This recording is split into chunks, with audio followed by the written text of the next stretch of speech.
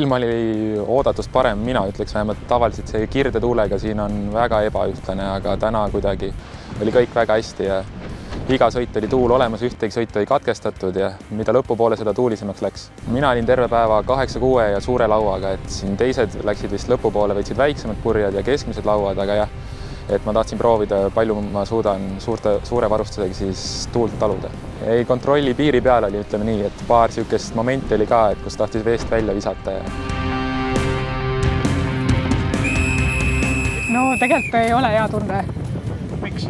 Sellepärast, et juhtus nii, et täna võidab see, kes ei saanud Covidit või kes ei läinud reisile, nii et selles mõttes on kahju ja, et tüdrukud eriti ei osalenud täna. Aga samas oli ka noorte tüdrukutega kõvasti rebimist, nii et teklod sõitsid ikka väga hästi, nii et nendega oli modistamist küll. Tingimused olid head. Ma võtsin õiged asjad, ma arvan. Ma tegelikult sõitsin terve päeva samad asjadega. Mul oli 72 laud ja 6-4 puri.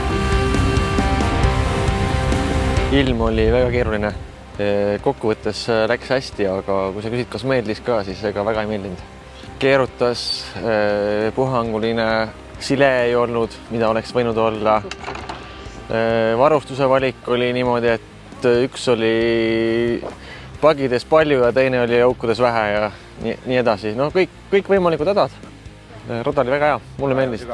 Korralikult oli sügavust pandud ja pikkus oli ka hea. Stardiliin oli hästi triki.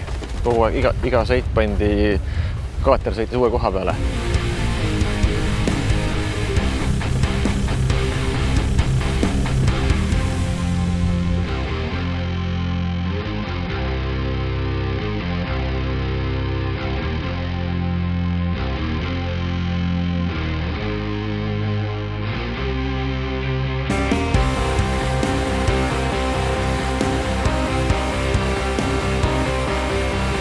Väga hästi läks, U17 esimene koht, väga tuuline, aga pagiline ja auklik tuul. Mis kamaga sa sõitsid täna päevaks?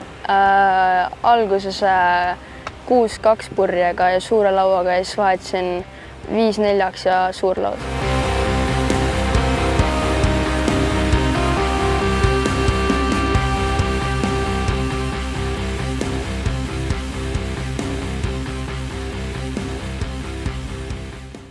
Rada oli super seekord, et poleks oodanud, et nii hea isegi. Kõik oli väga tore.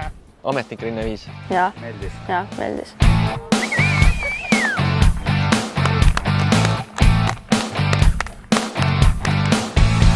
Tervitaks ema, naist, kes mul on Soomes maasikal korjamas ja lapsi.